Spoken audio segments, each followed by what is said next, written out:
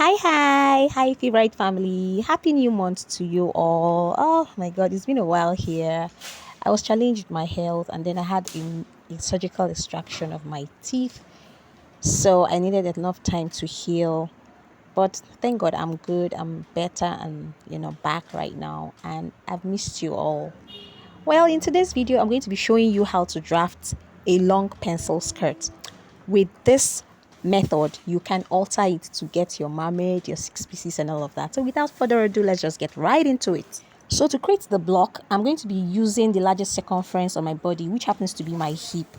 But because I want to just avoid the points, I decided to round it up to 42. So 42 divided by 2 will give me 21.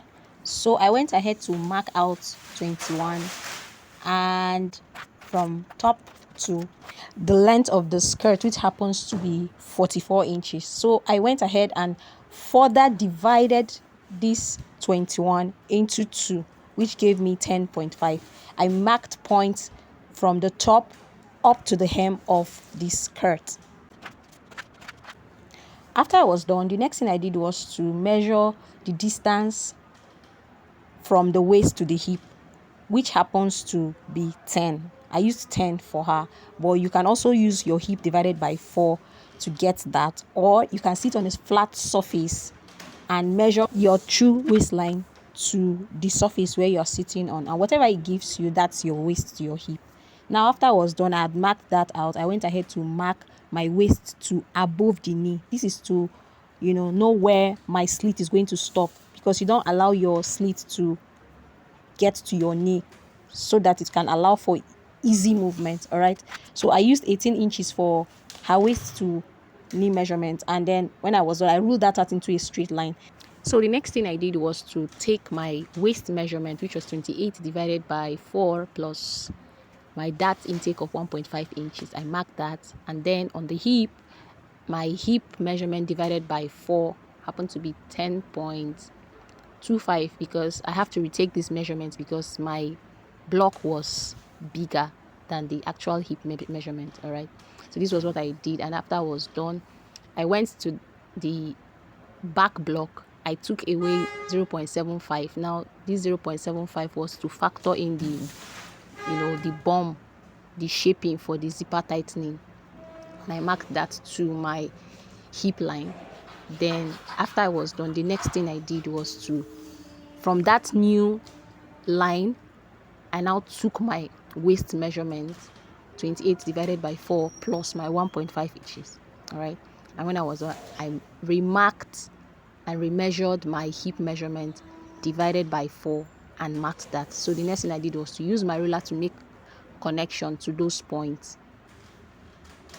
So because I did not use my exact hip measurement to draft this block, I have to measure out the remnants from the actual hip measurement to the center block line. Whatever it gave me, I just used broken lines to take it all down.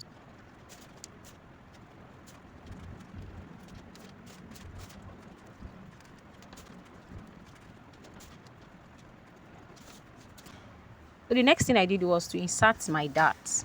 My dart happened to be 3.5, so I measured 3.5 from the center front up to the hip. Then I ruled that into a straight line. Then from the hip line, I went up by 2 inches. That is where my dart length is going to stop.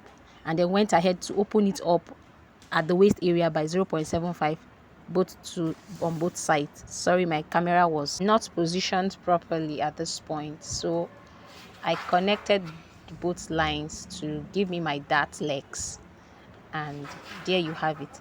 Now the next thing I want to do from this point was to go to my center back. We had already taken the zipper tightening, so from the zipper tightening I went in and measured 3.5. I now measured 3.5 plus the 0.75, everything becoming 4.25. I now ruled it from top to bottom into a straight line, and then opened it up by 0.75 on both sides. For the back, my dart leg is going to stop at 1 inch above the hip line. So that was what I did. I now connected it into a straight line. The next thing I did was to determine how fitted I want my skirt to be. I can do as much as 1.5, I can do as much as 2 inches tightening. So from on that knee line, I went ahead to measure 2 inches. I marked it on the above knee measurement. I just marked 2 inches up until the hem, and then use the straight ruler to connect it for the front block only. So I connected that into a straight line.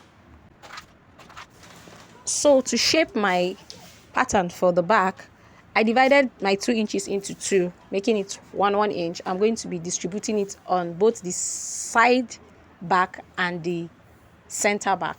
I measured that from the hem up until the above knee measurement, just 1 inch, ensuring that I have marked points and everywhere so that I can easily connect them. And I connected it into a straight line.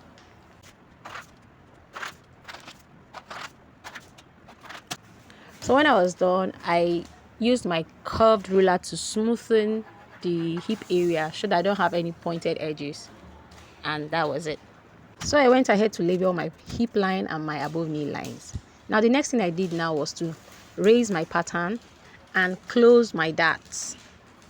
Alright, I closed my darts so that I can be able to do the necessary adjustments, because I now discovered that some part of my center back was tilting up. So I just came down by 0.35 and then connected it back to my darts leg. Remember, my darts has already been folded, so I just used a curve to just reconnect it back to my center back line.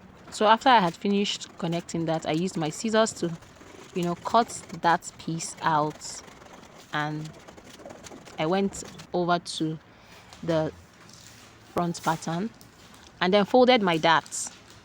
I used my seal tape to close up my darts like you see me do. You just want to take your time to do this. Close up your darts neatly and use your seal tape to do that. And now from the center front, I didn't know that my camera wasn't capturing this place. From my center front, I came down by 1 inch and then connected it to the sides with a slight curve. I take that again. From the center front, I came down by 1 inch and then connected to the sides. This is because your waist is not straight, it's more like a curve.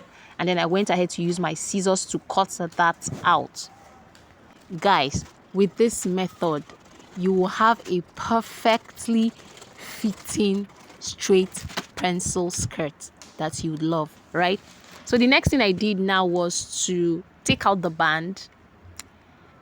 It depends on you. You can do as much as 2 inches. So I measured 1.5 inches all the way, following the curve I've already gotten, and used my curved ruler to mark that out into it. I just cut that out.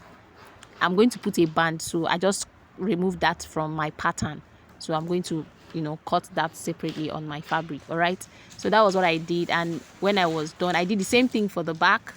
Just follow the shape you have, and just measure whatever amount of width you want for your band, and just mark it and cut it out. So it should be same. If you're using 1.5 inch for the front, this thing should be same for both back and front patterns. All right, and then you also want to ensure that when you're done drafting this out, you want to label. So labeling helps you ensure that the center front is at the center front, the center back is at the center back, and you don't get to mix up patterns. So guys, thank you so very much for watching today's video. If this is your first time stopping by on my channel, please do well to subscribe. And to my returning subscribers, thank you so much for the trust you have in this brand. Until I come your way in my next video, do have an amazing week ahead.